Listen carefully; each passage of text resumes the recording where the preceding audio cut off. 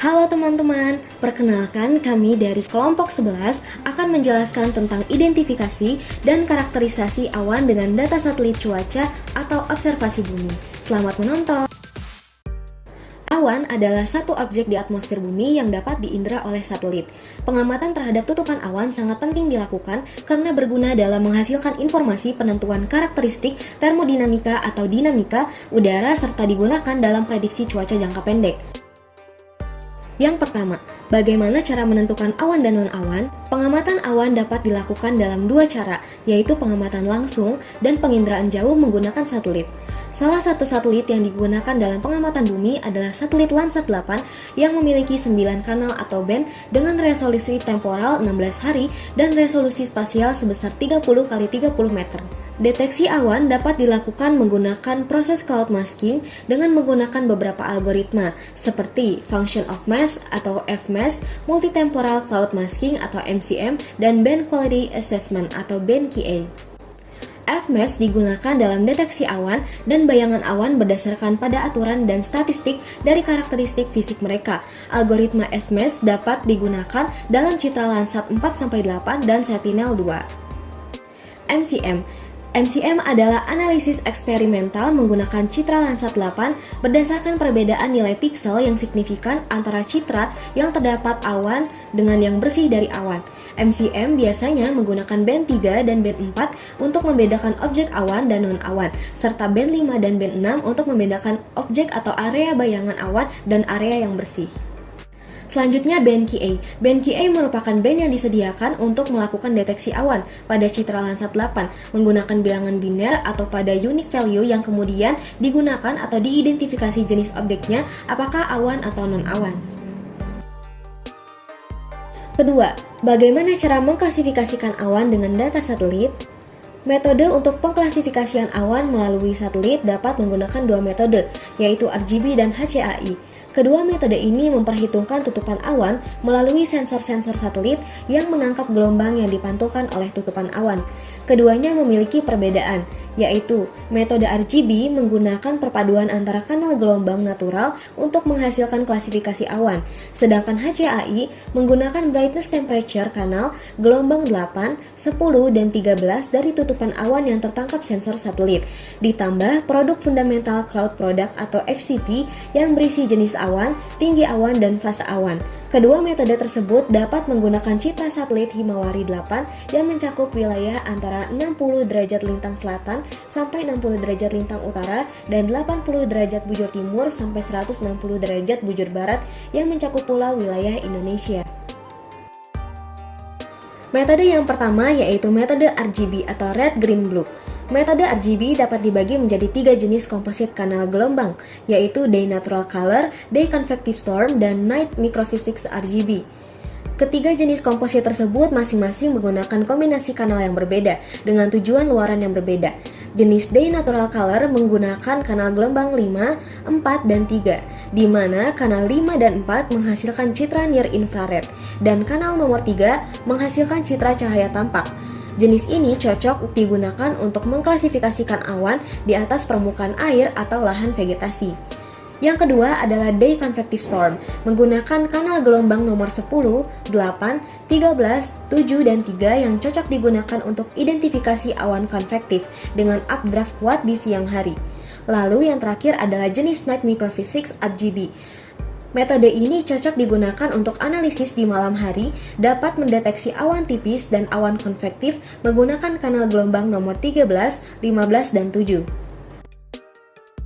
Metode yang kedua yaitu menggunakan High Resolution Cloud Analysis atau HCAI yang merupakan algoritma analisis awan yang dikembangkan oleh Japan Meteorological Agency atau JMA. Data satelit yang digunakan berupa brightness temperature dari awan yang ditangkap oleh sensor satelit menggunakan kanal gelombang 8, 10, dan 13.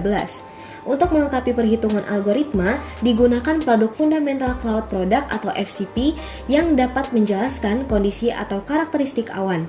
Secara sederhana, perhitungan algoritma pada metode HCAI seperti pada diagram alir. Luaran metode ini dapat mengidentifikasi jenis awan dan tinggi awan serta pada musim dingin dapat menggambarkan citra tutupan salju. Bagaimana cara menentukan tinggi dasar awan? Pengamatan tinggi dasar awan dapat dilakukan dengan berbagai macam cara, mulai dari yang paling sederhana hingga menggunakan peralatan canggih seperti ceilometer, lidar, satelit Landsat multispektral, dan lain-lain. Masing-masing instrumen mempunyai kelebihan dan kekurangan masing-masing. Cara yang biasa dilakukan adalah dengan menentukan LCL atau Lifting Condensation Level dari data temperatur permukaan dan dew point yang kemudian dimasukkan ke grafik QT-log-P. Ketinggian dasar awan merupakan variabel penting yang mengatur energi permukaan, tetapi sangat sulit untuk ditentukan dengan satelit yang digunakan adalah data Landsat multispektral, Landsat TM, Aviris, dan juga Himawari. Pengukuran tinggi dasar awan dengan satelit tersebut diperkirakan dengan menghitung jarak pemisahan antara Generalized Half Transform yang sesuai poin referensi. 16 subkawasan yang masing-masing berukuran 30 x 30 km dipilih untuk 4 adegan Landsat. Pengukuran tinggi dasar awan dari beberapa stasiun pengamat dapat dilakukan dengan mengukur suhu dasar awan menggunakan termometer inframerah dan kemudian diperoleh tinggi dasar awan jika diketahui temperatur lapse rate. Metode yang paling umum digunakan adalah pengamatan visual dengan menggunakan alat ukur yang disebut dengan ceilometer. Ceilometer adalah instrumen yang menyediakan perkiraan akurat dan berkelanjutan dari dasar awan sebagai output standarnya. Ceilometer merupakan alat optik yang dapat mengukur ketinggian awan dengan cara mengukur waktu yang diperlukan oleh pulsa laser yang dipancarkan ke atas hingga pantulan kembali ke alat tersebut. Data yang diperoleh kemudian diolah untuk menentukan tinggi dasar awan. Yang keempat, bagaimana cara menentukan volume dan massa awan?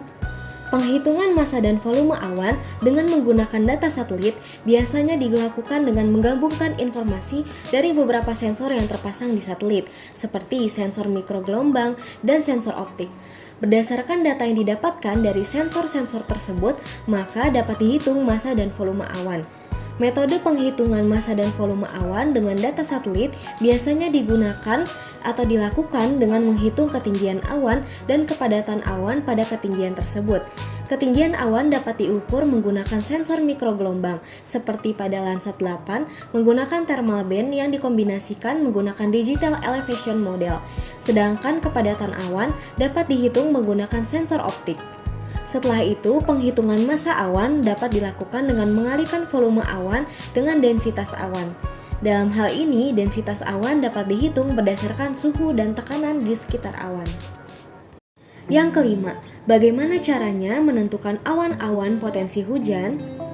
Kejadian hujan berasal dari terbentuknya awan konvektif yang ditandai dengan awan distribusi awan-awan tinggi secara vertikal dan berisi butiran air yang cukup untuk terjadinya hujan. Salah satu teknologi modifikasi cuaca untuk membentuk hujan yaitu dengan melakukan penyemaian awan yang bertujuan untuk memancing tumbukan dan penggabungan yang dapat mempercepat proses terjadinya hujan. Salah satu metodenya menggunakan satelit yang berfungsi untuk melihat kondisi awan. Menentukan awan-awan potensi hujan dapat menggunakan algoritma yang dapat menghitung secara otomatis parameter-parameter yang sesuai. Data satelit memiliki nilai ambang batas tertentu dan ketebalan minimum berdasarkan jenis awan. Reflektivitas satelit memiliki nilai yang tinggi yang berasal dari awan hujan konvektif yang terdistribusi secara vertikal.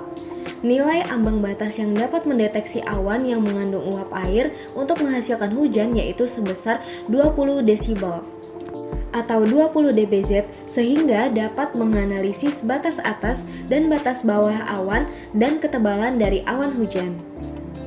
Metode yang kedua adalah menggunakan SATAIT atau Satellite Animation and Interactive Diagnosis. SATAIT adalah aplikasi pengembangan dari Japan Meteorology Agency atau JMA yang menggunakan untuk pengambilan data parameter meteorologi yang berasal dari citra satelit. Data satelit juga digunakan untuk melihat distribusi awan dan untuk memprediksi cuaca jangka pendek. Metode yang digunakan salah satunya adalah dengan metode interpolasi. Sistem metode ini yaitu dengan mengestimasi suhu puncak dari awan yang diturunkan dari citra satelit dengan kanal infrared. Hasil dari data satelit yaitu dengan memantau jenis awan berdasarkan kecerahan data citra atau brightness dan suhu puncak awan atau top cloud temperature.